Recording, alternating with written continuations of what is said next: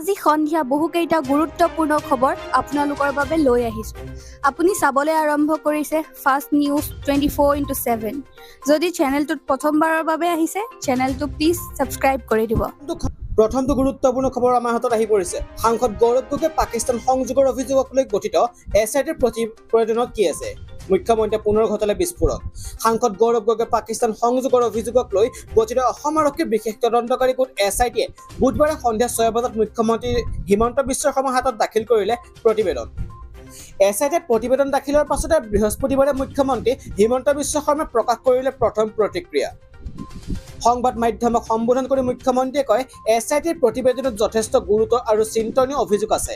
এই বিষয়ে মই কেবিনেটত আলোচনা কৰিম। প্ৰতিবেদনখনৰ গোপনীয়খিনি বাদ দি যিমানখিনি পাৰোঁ আমি সংবাদ মাধ্যমৰ আগতো প্ৰকাশ কৰিম। গৌৰৱ গগৈ কালি সন্ধিয়া বিহু নচাক লৈ প্ৰতিক্ৰিয়া ব্যক্ত কৰে মুখ্যমন্ত্ৰীয়ে। তেওঁ কয়, যিজন মানুহৰ ঘৰত ল'ৰা বিদেশী, ছোৱালী বিদেশী, ঘৈণীয়েক বিদেশী, তেওঁ যি ধৰণৰ কালি নাচিছে দেখিয়ে কিবা অদ্ভুত লগা নাই জানো? যিজন মানুহৰ ঘৈণীয়েক বিদেশী, ল'ৰা বিদেশী, ছোৱালী বিদেশী, তেওঁ কালি যি ধৰণে নাচিছে অদ্ভুত লগা নাই জানো? মুখ্যমন্ত্ৰীয়ে পুনৰ কয়, তেওঁৰ ঘৈণীয়েক, পুতেক, জীয়েক বিদেশী, তেওঁ অস্বীকাৰ কৰিব নেকি? নকৰে। আজি মই কংগ্ৰেছত থকা হ'লে মই ধাক্কা দি ষ্টেজৰ পৰা নমাই দিলোহেঁতেন, এই মন্তব্য কৰিছে হিমন্ত বিশ্ব শৰ্মাই। মহাত্মা গান্ধীয়ে দেশ স্বাধীন কৰিলে, সেই দলৰ সভাপতি ঘৰত 3গৰাকীয়ে বিদেশী। এইবিলাক নাচি বাগি অসমৰ মানুহক বুৰ্বক বুলি ভাবিছে নেকি? গৌৰৱক আক্ৰমণ কৰি মুখ্যমন্ত্ৰীয়ে কয় যে ফটুৱামিৰ লিমিট থাকিব লাগে। ফটুৱামিৰ লিমিট পাৰ হৈ গৈছে। পৰিয়ালৰ 3গৰাকী বিদেশী। প্ৰথমে পৰিয়ালৰ বিদেশী কেইজনক স্বদেশী কৰকচোন, তাৰ পাছত বিহু নাচি দেখুৱাব। কোনোবাই পাকিস্তানলৈ গৈ নাচি বাগি আহিলে কোনো ব্যৱস্থা নাই। এইটোৰ ব্যৱস্থা ৰাজনৈতিক। ৰাইজে নিজে নিজে সিদ্ধান্ত ল'ব যে এই মানুহজন আমাৰ নেতা হ'ব পাৰে নাই। ইফালে 6 জনগোষ্ঠীৰ জনজাতিকৰণক লৈ মুখ্যমন্ত্ৰী ডাঙৰ ঘোষণা। অসম চৰকাৰে কেতিয়া দাখিল কৰিব প্ৰতিবেদন? 6 জনগোষ্ঠীৰ জনজাতিকৰণৰ প্ৰসংগত প্ৰতিক্ৰিয়া ব্যক্ত কৰিছে মুখ্যমন্ত্ৰী হিমন্ত বিশ্ব শৰ্মাই। ইপিনে 6 জনগোষ্ঠীৰ জনজাতিকৰণৰ ক্ষেত্ৰত চৰকাৰৰ স্থিতি স্পষ্ট কৰি মুখ্যমন্ত্ৰী হিমন্ত বিশ্ব শৰ্মাই কয়, 6 জনগোষ্ঠীৰ দিশত আমি ইতিবাচকভাৱে আগবাঢ়িছোঁ।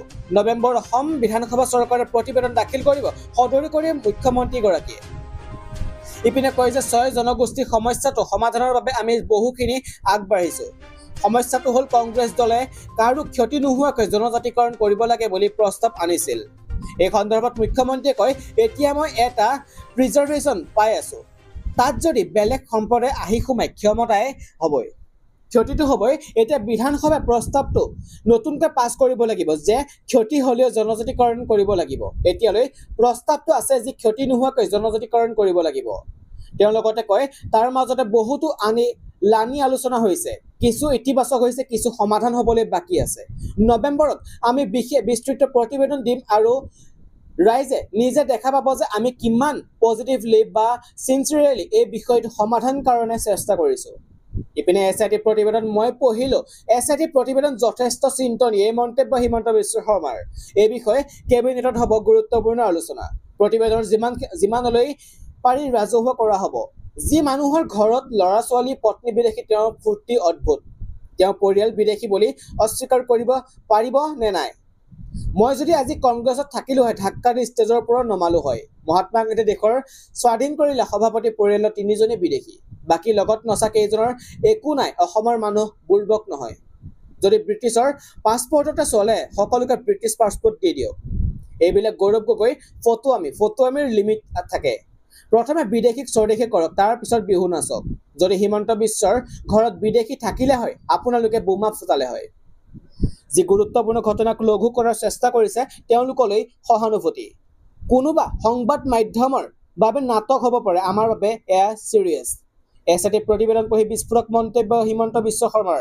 ইপিনে অক্টোবৰত সমগ্ৰ দেশজুৰি বলবৎ হোৱাৰ দিশে SIRক লৈ বৃহৎ সিদ্ধান্ত লোৱাৰ সম্ভাৱনা। অক্টোবৰৰ পৰা ভোটাৰ তালিকা পুনৰীক্ষণ হোৱাটো সম্ভাৱনা। দেশজুৰি SIR বলবৎক লৈ নিৰ্বাচন আয়োগৰ গ্ৰীণ ছিগনেল। প্ৰতিখন ৰাজ্যৰ নিৰ্বাচন আয়োগেৰে ৰুদ্ধতাৰ বৈঠক অনুষ্ঠিত। দিল্লীৰ চূড়ান্ত বৈঠকত লোৱা হ'ল সিদ্ধান্ত। পুনৰবাৰ নাগৰিকত্বৰ প্ৰমাণ দিব লাগিব দেশৰ নাগৰিকে। 2026ৰ পূৰ্বে নতুন সিদ্ধান্তত উপনীত হ'ব। বিহাৰৰ পাছতে সমগ্ৰ দেশজুৰি SIR প্ৰক্ৰিয়া হোৱাৰ সম্ভাৱনা। ভাৰতীয় SIR অন্তৰ্ভুক্ত কৰিবলৈ অতিৰিক্ত নথিৰ পৰামৰ্শ বিচাৰিছে ভোটকেন্দ্ৰৰ সঠিক সংখ্যাৰ ৰিপৰ্ট দিব লাগিব নিৰ্বাচন আয়োগক। 30 ডিচেম্বৰত অন্ত পৰিব বিহাৰৰ SRF প্ৰক্ৰিয়া। এপিনে ভূমিকম্পটো বাদেই দলং এখনৰ ট্ৰাক এখন গ'লে যি কঁপনি উঠে সেইটোও নাই। ইয়াৰে দুটা কাৰণ হ'ব পাৰে, হয় গৌৰৱ গগৈ আৰু মুখ্যমন্ত্ৰীৰ মাজত বুজাবুজি হৈছে, নহ'লে মুখ্যমন্ত্ৰীৰ বোমাত পানী পৰিছে। গৌৰৱ গগৈৰ বিৰুদ্ধে মুখ্যমন্ত্ৰীয়ে তথ্য দাখিলত ব্যৰ্থ হোৱাটো লৈ মন্তব্য অখিল গগৈৰ।